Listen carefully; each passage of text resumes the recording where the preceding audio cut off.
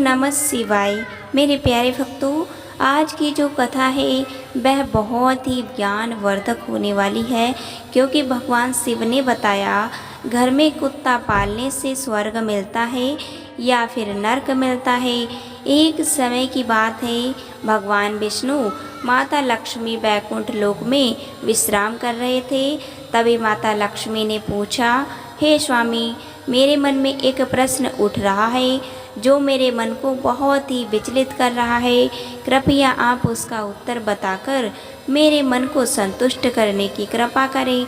तो मेरे प्यारे भक्तों, फिर भगवान विष्णु ने कहा, देवी ठीक है, आपका प्रश्न क्या है आप मुझे बताओ। ऐसे प्रश्न का उत्तर देकर मन को मेरी संतुष्टि प्राप्त होगी। तब माता लक्ष्मी ने कहा, हे स्वामी, मेरा प्रश्न है कि घर में कुत्ता पालने से स्वर्ग मिलता है या फिर नरक मिलता है, दुख आता है या फिर गरीबी आती है, अमीरी आती है, उत्पादन होता है या पतन होता है। फिर माता लक्ष्मी का प्रश्न सुनने के बाद भगवान विष्णु ने कहा, देवी आपका यह प्रश्न बहुत ही महत्वपूर्ण होने वाला है, जो यह मानव जाति के कल्याण हेतु महत्वपूर्ण है।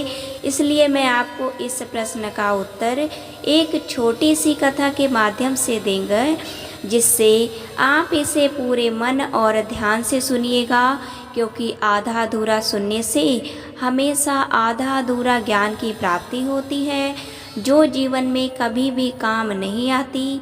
तो मेरे प्यारे भक्तों, फिर भगवान विष्णु कथा सुनाना प्रारंभ करते हैं और कहते हैं, दोस्तों, एक गांव में एक बुढ़िया रहती थी।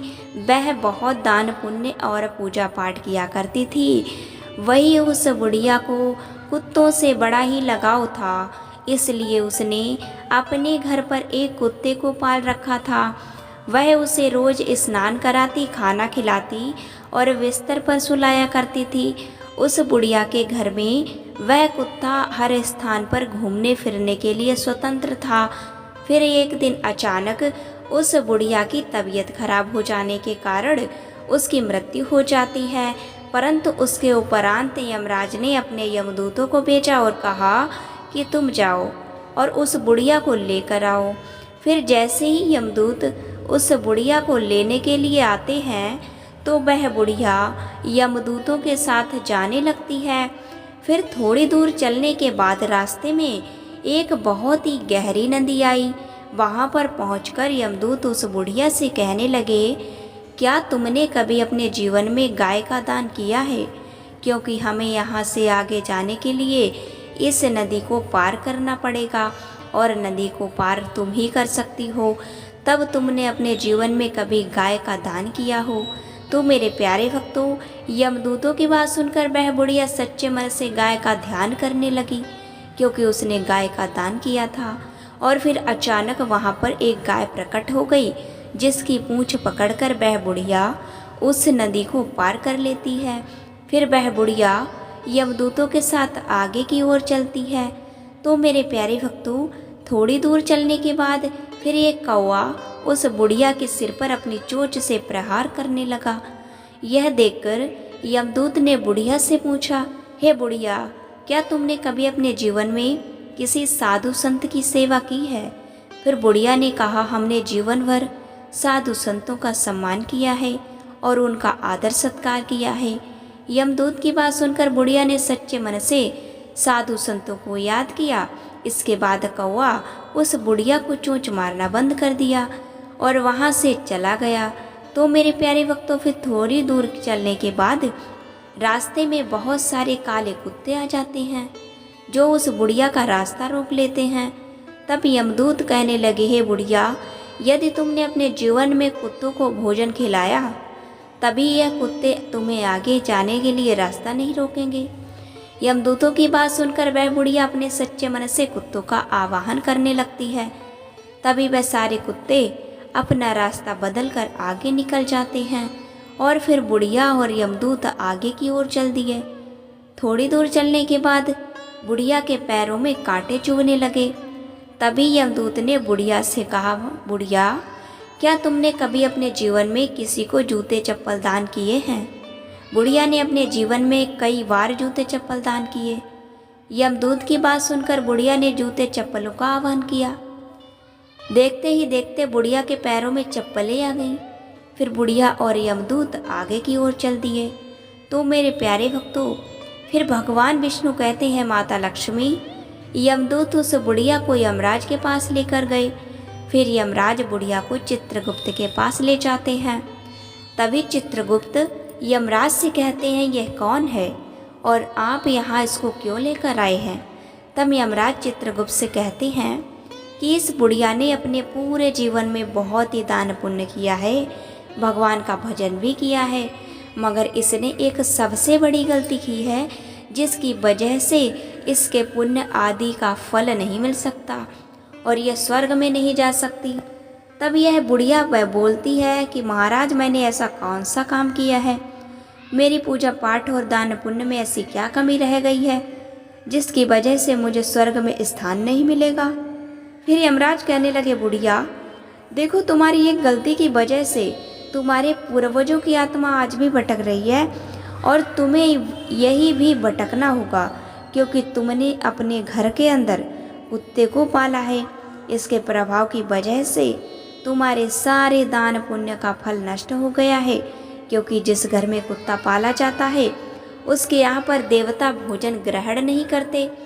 यदि कुत्ता घर में हो और किसी का देहांत हो जाए तो देवताओं तक पहुँचने वाली वस्तुएं भी देवता स्वीकार नहीं करते।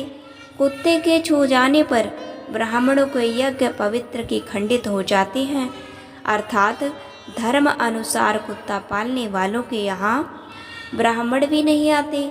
वही कुत्ते की दृष्टि जिस भोजन पर पड़ जाती है तो वह भोजन भी खाने के योग्य नहीं रहता।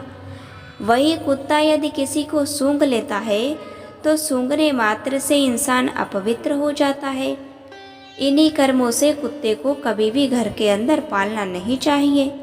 तो मेरे प्यारे भक्तों, फिर भगवान विष्णु माता लक्ष्मी से कहते हैं, अब मैं तुम्हें एक छोटा सा संवाद सुनाऊंगा जिससे कुत्ते के साथ व्यवहार करने के कारण युधिष्ठिर को भी स्वर्ग के बाहर ही रोक दिया गया।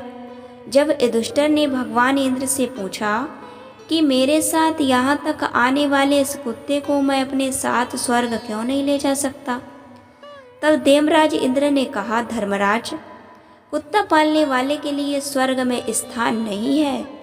ऐसे मनुष्यों का स्वर्ग में प्रवेश वर्जित है, क्योंकि कुत्ते से पलित घर के किए गए यज्ञ और पुण्य कर्म फल में क्रोधवश नाम राक्षस का हरण कर लेता है। और तो और उस घर के सदस्य कोई दान पुण्य हवन इत्यादि जो भी पुण्य का फल इकट्ठा करते हैं, वह सब घर में कुत्ते के पालने से या कुत्ते की दृष्टि पालने मात्र से ही वह सारा फल निष्फल हो जाता है। इसलिए कुत्ते को घर में पालना पूरी तरह से वर्जित है। फिर भगवान विष्णु ने कहा, माता लक्ष्मी से कुत्ते का संरक्षण होना चाहिए, उसे भोजन भी खिलाना चाहिए। घर की रोज एक रोटी पर कुत्ते का अधिकार होता है। वही कुत्ते को कभी भी प्रताड़ित नहीं करना चाहिए और द्वार से ही इनकी सेवा करनी चाहिए। घर के अंदर नहीं बल्कि घर के बाहर कुत्ते की सेवा करनी चाहिए।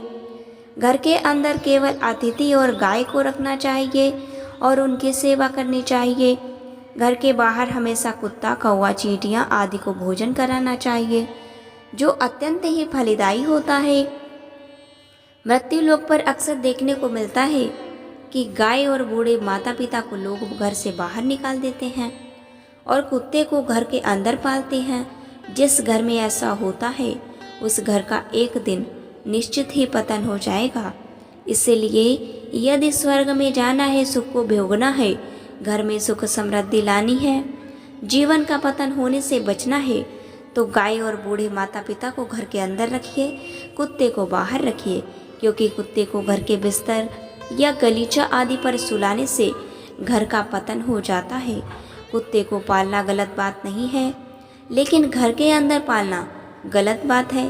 कुत्ते को नियत स्थान पर ही रखना चाहिए और खाना खिलाना चाहिए, क्योंकि कुत्ते को खाना खिलाने से घर में सकारात्मक ऊर्जा का वास होता है और नकारात्मक शक्तियाँ आसपास नहीं भटकती। कुत्ता भूत प्रेत और आत्माओं को सोख सकता है, उन्हें देख सकता है। जिस घर के लोग कुत्ते को खाना खिलाते हैं, ऐसे घरों में कभी भी बुरी आत्माएं प्रवेश नहीं करती। वही कुत्ते को रोटी खिलाने से भगवान शनिदेव के आशीर्वाद के साथ साथ कुंडली में मौजूद राहु केतु के दोष समाप्त हो जाते हैं। कुत्ते को खाना खिलाने से घर में जल्द ही बच्चे का जन्म होता है। आकस्मिक दुर्घटना का डर भी खत्म हो जाता है, क्योंकि कुत्ते को पहले से ही दुर्घटना का आभास हो जाता है।